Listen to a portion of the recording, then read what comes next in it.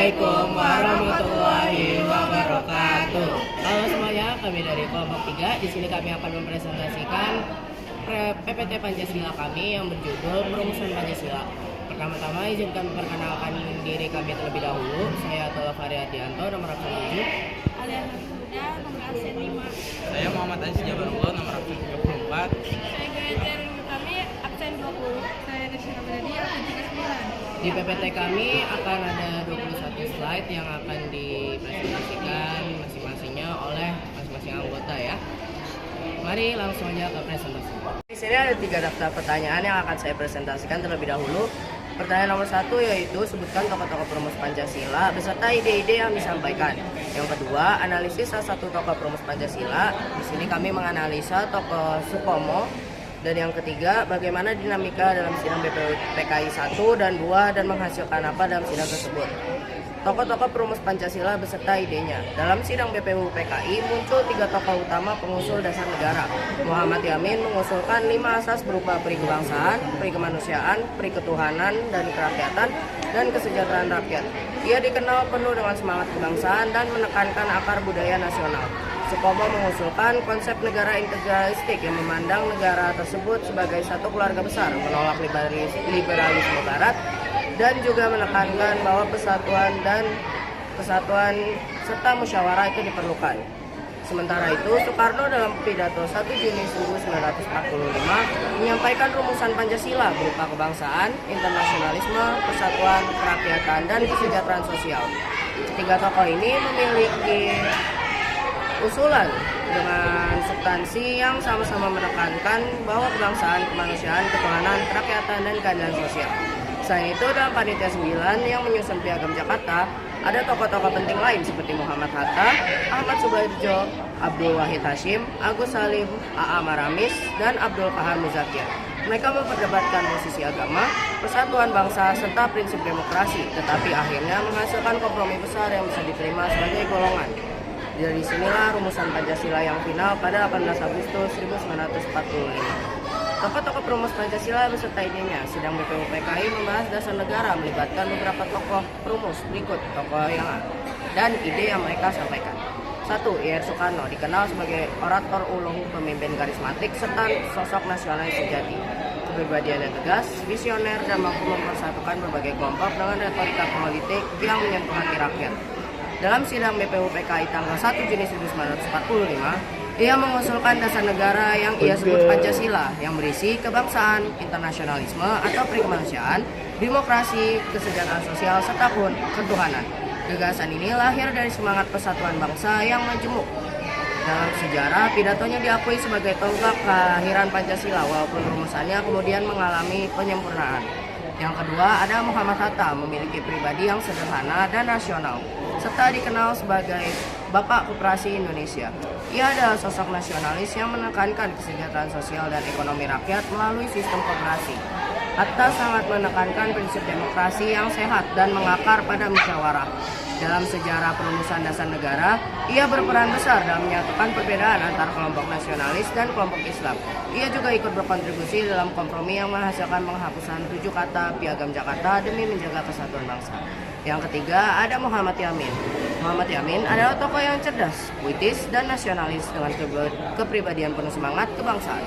Dalam sidang BPU PKI pada tanggal 29 Mei 1945, ia mengusulkan dasar negara berupa 5 asas, peri kebangsaan, peri kemanusiaan, peri ketuhanan, peri kerakyatan, dan juga kesejahteraan rakyat. Ia juga membuat rumusan tertulis yang menekankan persatuan bangsa. Dalam sejarah, Yamin dikenal sebagai salah satu pemikir awal konsep dasar negara yang mengakar pada nilai-nilai tradisional bangsa Indonesia serta cita-cita kemerdekaan. Pancasila beserta idenya. Prinsip Supomo memiliki latar belakang ahli dan dikenal dengan kepribadian intelektual, tegas dan berpikir sistematis. Ia mengusulkan konsep negara integralistik, yaitu negara sebagai satu kesatuan organis seperti keluarga yang menolak individualisme liberal maupun kolektivisme ekstrem. Supomo menekankan prinsip dan keadilan rakyat. Dalam sejarah pemikirannya banyak Memengaruhi penyusunan UUD 1945, terutama dalam menekankan negara persatuan yang kuat. Tokoh-tokoh ini yang kelima, Ahmad Soebrajo dikenal sebagai diplomat ulung dengan pribadi bijaksana, tenang, dan pandai membangun kompromi. Sebagai anggota Panitia 9, ia ikut menyusun piagam Jakarta serta menjadi penghubung penting antara berbagai kelompok yang berbeda pandangan.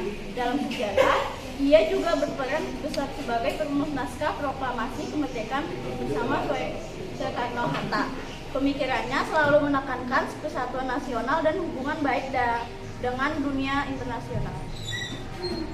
Keenam, Abdul Wahid Hashim adalah utama muda dari kalangan Nahdlatul Ulama dengan kepribadian religius, cerdas, dan toleran.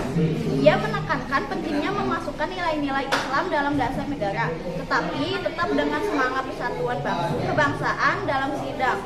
Ia berperan sebagai jembatan antara kelompok Islam tradisional dengan kelompok nasionalis. Dalam sejarah, peran Wahid Hashim menjadi penting dalam perdebatan sosial sila pertama Pancasila serta penghapusan 7 kata piagam Jakarta. Yang ketujuh, Agus Salim adalah sosok yang dikenal kritis, cerdas, humoris, dan sangat fasih berbahasa asing. Ia mewakili kelompok Islam modernis dengan pemikiran yang luas dan progresif. Agus Salim menekankan pentingnya dasar negara sesuai dengan syariat Islam, namun ia juga dikenal sebagai tokoh yang luas dalam kompromi demi persatuan bangsa. Dalam sejarah, ia dihargai sebagai diplomat dan pejuang yang mampu membawa nama Indonesia ke dunia internasional. Ke-8, Marinis Alexandra Adris Marinis adalah tokoh Kristen dari Minahasa, Sulawesi Utara dengan pribadi moderat dan penuh toleransi. Kehadirannya dalam Panitia 9 menunjukkan representasi umat Kristen dalam rumusan dasar negara.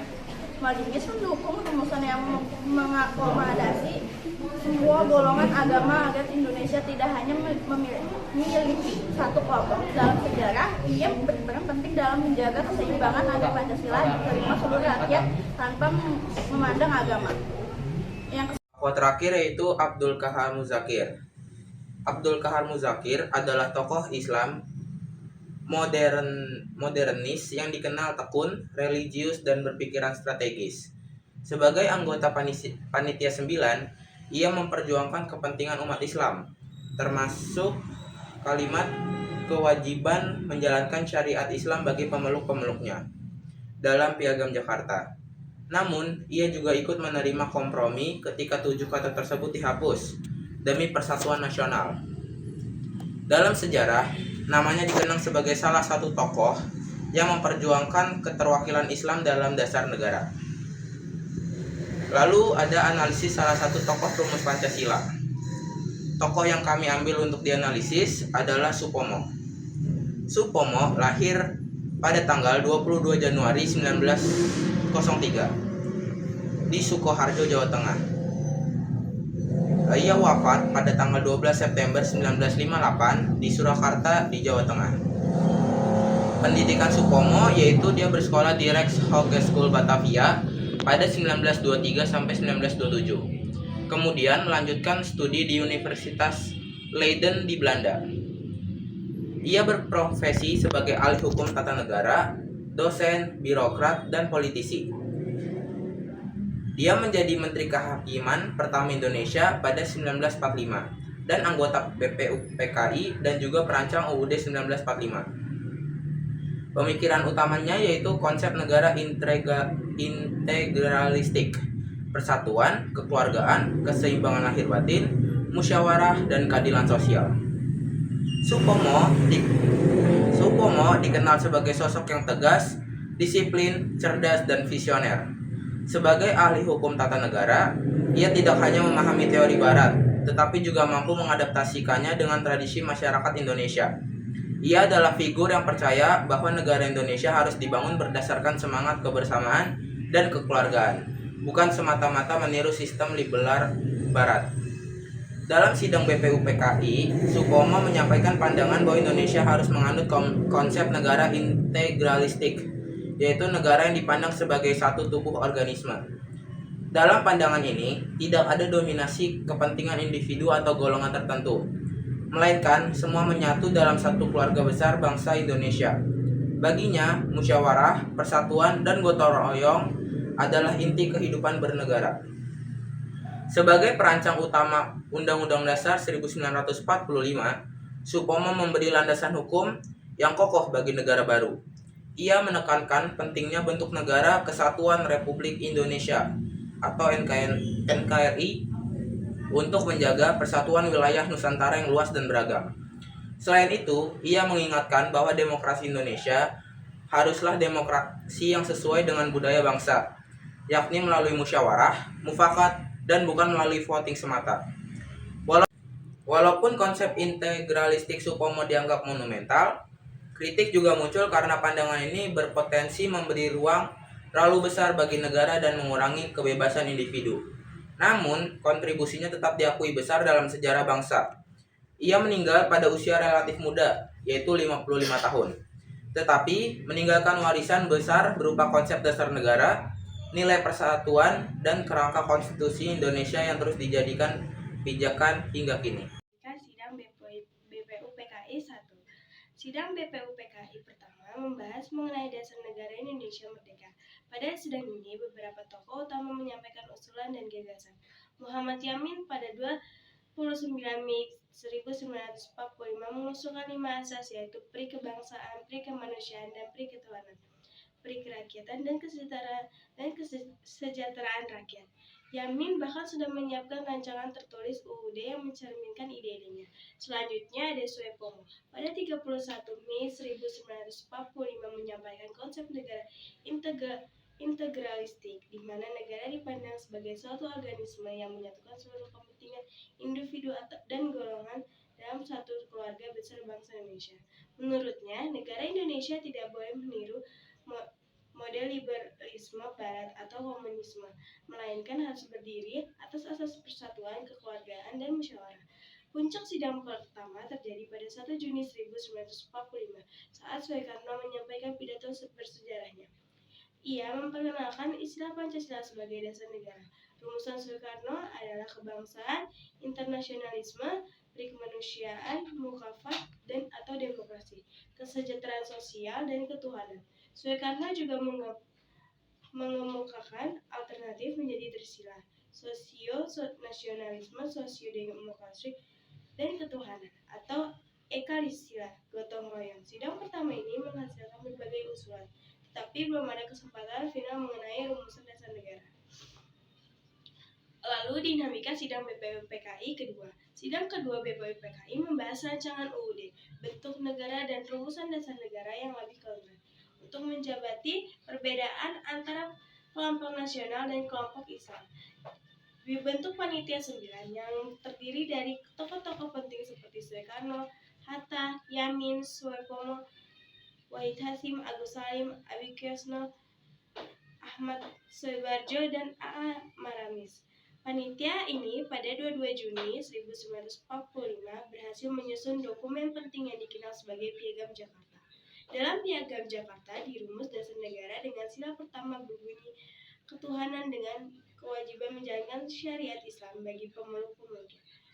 Rumusan ini merupakan hasil kompromi antara kelompok nasionalis dan kelompok Islam. Selain itu, Piagam Jakarta juga memuat tujuan negara, yaitu melindungi segenap bangsa Indonesia, memajukan kesejahteraan umum, mencerdaskan kehidupan bangsa, serta ikut melaksanakan ketertiban dunia berdasarkan kemerdekaan, perdamaian abadi, dan keadilan sosial.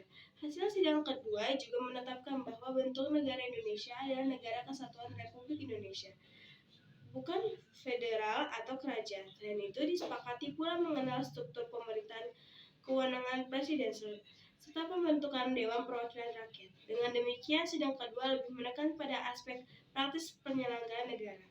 Yang lalu ada langkah akhir hasil sidang BPUPKI. Setelah proklamasi pada tanggal 17 Agustus 1945, keesokan harinya pada 18 Agustus 1945 PPKI mengadakan sidang penting untuk menetapkan dasar negara dan konstitusi. Pada sidang ini terjadi perubahan besar pada Piagam Jakarta. Rumusan sila pertama yang berbunyi ketuhanan dan kewajiban menjalankan syariat Islam bagi pemeluk-pemeluknya diubah menjadi ketuhanan yang Maha Esa. Perubahan ini dilakukan atas usul Wakil Indonesia Timur yang mengabaikan 7 kata tersebut, menimbulkan perpecahan. Dengan jiwa toleransi, tokoh-tokoh Islam seperti Muhammad Hatta, Wahid Hasyim, dan Kahar Muzakir menerima kompromi dengan persatuan bangsa.